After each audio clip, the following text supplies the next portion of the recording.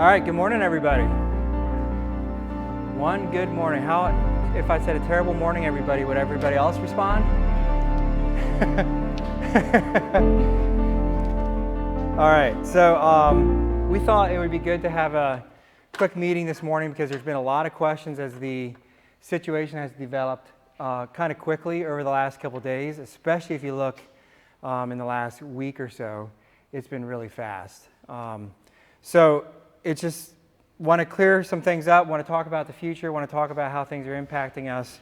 So the very first thing I want to start with is let's minimize the spread of COVID-19.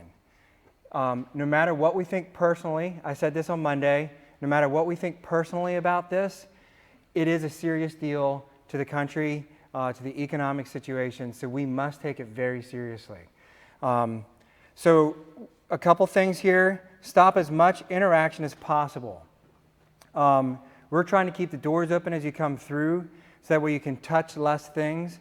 And remember, like what Sarah said, if you touch your face through the eyes and that kind of thing is where you get this virus. And one thing about this virus is it's about, 2 to 3 times more contagious than your normal virus. So it's very, very contagious. You know how it is around here when one person gets sick and the next person gets it? We're not super great with hygiene as a company because when one person gets sick, it's amazing how many other people get the same sickness. So it's not our strength. So we must make it our strength right now, and here's why. Because if I get the virus tomorrow, I want to make sure that nobody else gets the virus tomorrow or the next day. And the reason for that is, first of all, I don't want you to get the virus and spread it to somebody that might be even more vulnerable. I think we're a young population here. We're healthy. I have no concern of anybody here dying from the virus. But what it could do is hurt somebody like Sarah's grandma who's in her 80s. If she would get it, it could be very detrimental to her health. Also, if it spreads through the company, if you have it, you are forced to go into quarantine. You will be in quarantine for at least 14 days, I believe, after you've been confirmed to have it.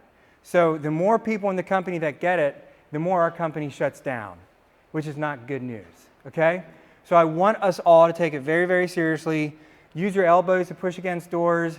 The handles like that on that door, you can exercise a little bit, put your foot up there, use your foot. Do whatever you can. Just don't touch your face or anything after you've done, touch different things around here. Wash your hands. Be very, very careful. The other thing is let's minimize interaction exposure indoors. So this thing travels through, they call it droplets. So when you're indoors, the droplets can travel farther. That's why we had the meeting out here. We will not be having meetings upstairs till this is kind of passed. So be careful. I know we love to, come in and talk to people inside. I like to come out and talk to people. But if we can, when you are talking to somebody, keep a nice, safe distance and kind of do more over the phone or out in the yard. If you want to talk to an estimator, give them a call or something. Maybe say, hey, can we talk? And jump into the wood shop or outside or something. Whatever you can do to just get the interactions farther apart would be hugely helpful. Because what will happen, most likely somebody here is going to get it. There's a good chance if this thing continues to ramp up. But I just don't want to see it spread. So let's do everything we can to keep it from shutting us down. So that's the social distancing thing. Let's take that very seriously. The other thing is, if you're feeling like you're coming down with something, you saw my message, it kind of changed. We're trying to figure out how to handle it. But we have implemented something so we can take this very seriously. We are giving every person here 2 sick days. They're not vacation days, they're sick days. They're going to go on your employee profile as sick days. And if you're starting to feel like something's coming on, and we all know how that is when you're like, shoot, I woke up and I'm feeling like I'm coming down with something. Don't risk it. I like that you guys and all of us here, normally we would risk it. We would just come into work and do our thing because we're team players, and I like that. This time, to be a team player, stay home and use those sick days to figure out if it is something serious. Okay? So we're giving you 2 sick days to kind of make it like anything questionable, please stay home, because you know how that is when you're feeling it. So we're asking you to help us make that judgment call. I think just to reiterate, the three biggest symptoms that they're seeing with this is cough, shortness of breath, and fever. Yep. So like, if you've had a cough for the last month, that's not like, it's not something new. So you're looking for something new or different. That's right. So like, if you have recent development of something, that's what we're talking about, and we're trying to say, please take off, and that's why we're giving you the sick days when it's questionable. So it's not like any other day you should take off if you have a fever or if you feel legitimately ill. Yeah. That's not really what we're talking about. We're talking about like when it's questionable, it's like, I don't know, maybe I have something, maybe I don't. We're just saying, please take off, and we're helping bridge you through that time. That's right, because it will be more expensive to the brothers around you if you come in and get them sick, because now they're home for 14 days. Okay, what happens if somebody gets it? I've heard a lot of questions like, if somebody gets it, are we going to shut down? No, that's why we're taking all these precautions.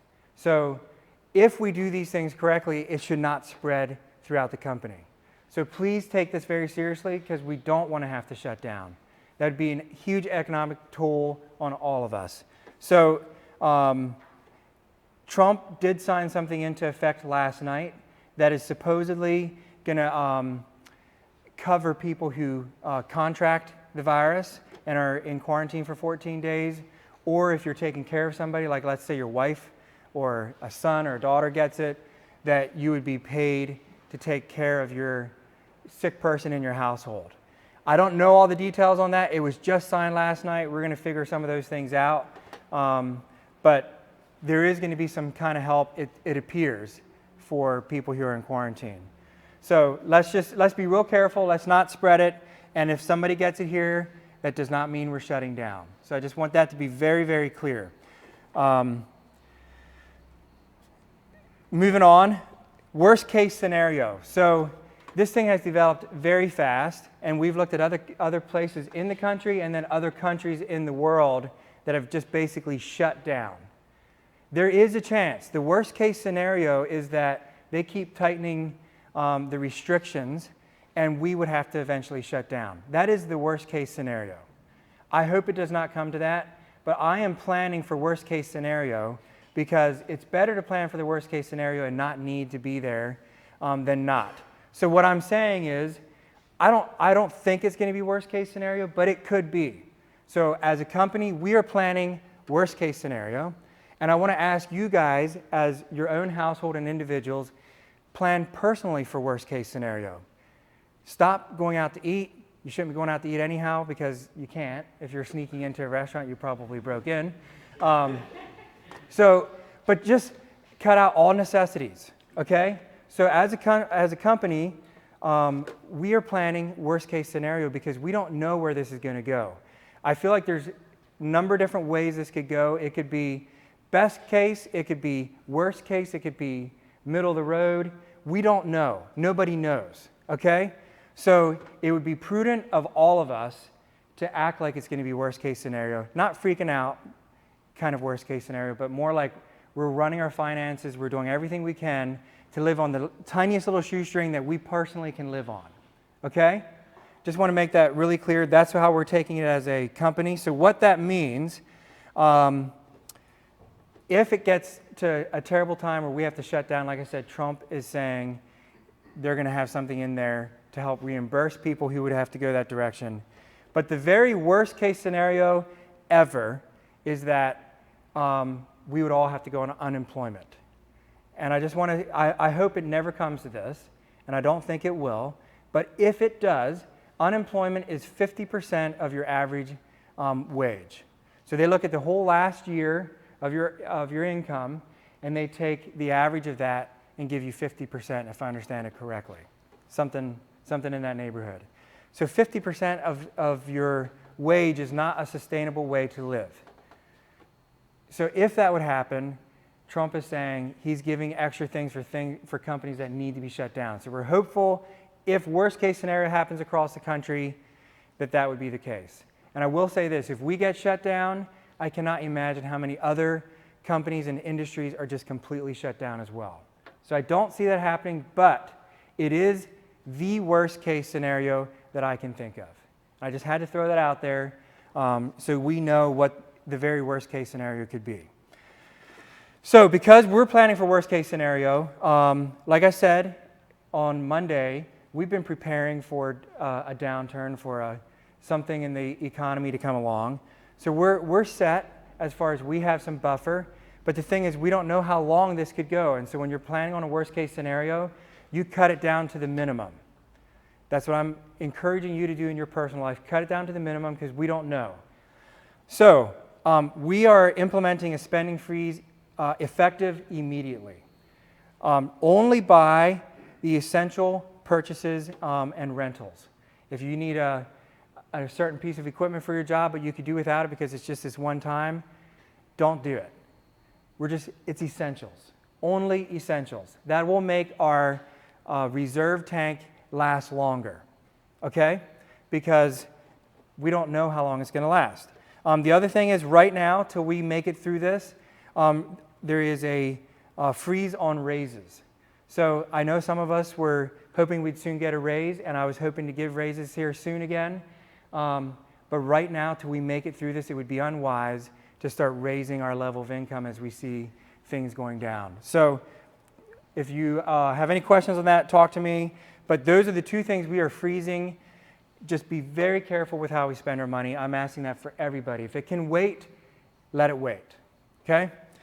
Then the last thing that I hate to do, but we must do it, is we are going to cut to 4 days a week, effective next week. One of the bigger reasons I wanted to have this meeting today so you could start planning for this. We are cutting to 4 days a week, and here's why. Things continue to shut down in our economy all around us. I saw last night, Rockville Square, the entire thing is shut down. Shopping is shut down. Restaurants are shut down. Everything is shutting down that is not necessary.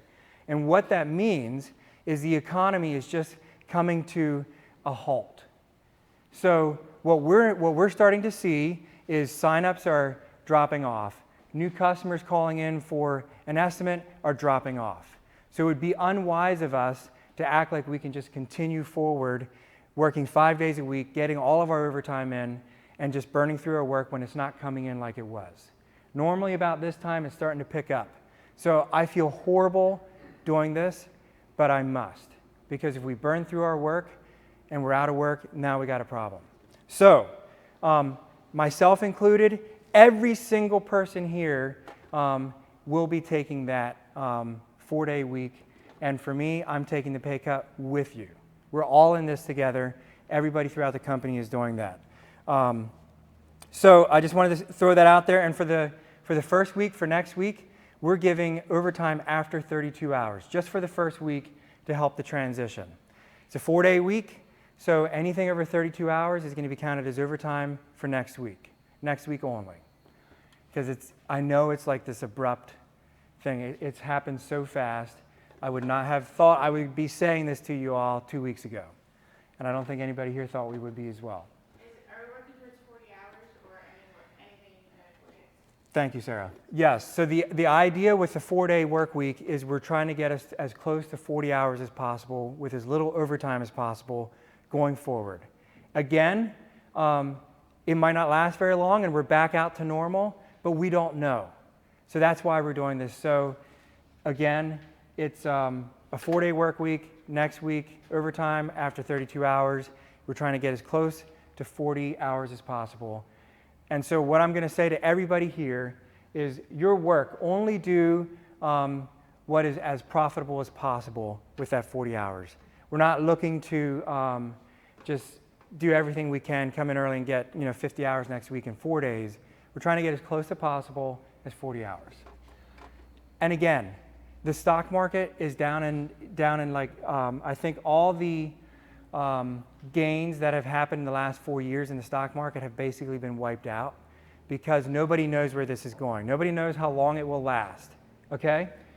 Once we know how long it will last, things will start coming back, but we don't know. And the stock market is a wonderful indicator that nobody knows. Are we in this for months? Are we in it for weeks? Nobody knows. So we're going to act like we're in it for the long haul, and then if we can come right back out of it, great. But if we can't, and we need to survive for a while, then we're going to be good. So I just want to make that clear. And I want to end with best case scenario, because I hate talking about doom and gloom. I'm a positive kind of person, and I hate planning for the worst case scenario, but I don't want to be sorry later. But the best case scenario is America takes it seriously. If you look at South Korea, they took it very seriously. They shut a lot of things down, and it never got very bad. And they're coming back out. That's the best case scenario, that we kind of hole up for a little bit here, and in the next couple weeks, we can start unholding up. So it's kind of like you go into this tightening of everything and shutting down of everything. It gets worse and worse, and quickly it bottoms, and we can come back out. That could be the best case scenario. Maybe, a month or 2 or 3 from now, it's like, wow, that really happened. Remember when we went through that? That's best case scenario. But we cannot count on best case scenario. Otherwise, we might as well sell the company, give everybody a check, and all go look for new jobs. So it's my duty to protect us all so we can come out of this as strong as possible. That's why we look at the worst case scenario. But there is a best case scenario too. So we don't know which way it's going to go, but let's do our part of not spreading the virus. Let's be careful with ourselves and each other. If you're coughing into your elbow, washing your hands often, social distancing, just be very careful with what we do so we can be part of the cure, okay? And let's get that best case scenario. The other thing that I thought was kind of interesting, this year is all about being lean and clean. Remember that? Think how lean and clean we're getting right now. We're kind of forced. It's not the way I'd like to do it, but the one exciting thing about this is, what are we going to learn through it? What are we going to come out and say, you know what? I think a little bit differently for myself personally. I have to be careful how much I'm spending. I should have a good savings set aside. Before I take that trip, I should make sure I'm not dipping into my savings account. Before I go out to eat every night, I need to make sure this thing here over here is safe, so when we hit a time like this that I have something. What are we going to learn personally? And then what are we going to learn as a company? That we don't need everything we thought we needed. We were able to do just fine. What are we going to learn about each other as we pull together? I think it's going to be good. I'm excited what we're going to learn through this. I'm not excited about the way that we're going to get to learn it, but I'm excited about what we're going to learn. So the other thing I want to say is we are family. So if you're in a hard spot, do not go through that hard spot alone. Talk to somebody here, and if anything, talk to me. We want to take care of each other. If you can't pay your mortgage, if you can't buy groceries, we are not going to let you out in the cold. I promise you that. Okay? Let's do this together, because some of us are at a higher output spend in life than we will ever be in our life. We have more kids, we got things going on, kids in school, you name it. There's things happening in our life that the money is flowing and it's hard to make it stop. So if you're in that situation where you're in a tough spot, do not walk through it alone. We are family and we're here for each other. I want to be here for you, and I know other people here want to be here for you. Let's be here for each other. Let's walk this through together. Okay? And I mean that from the bottom of my heart. So do not walk through it alone. Any thoughts or questions? For next week, I guess we're planning for Monday through Thursday. So as you're planning your week, Yep. hey, Friday, what are you going to do? You won't be here. So just so you can keep that in mind. I'll probably go bowling or shopping or something. That's right. But to go along with that, I guess if we would have like a rain day, foresee a rain day, maybe we would switch that day off to that day, right? That's correct. Yep. That's right. Chris? That was what I was asking. Okay. Yep. It's good. Any other thoughts, questions? Ryan? It'll be covered. I mean, like, it'll come out of the bank. You were one of them. Mary's one of them. Yep.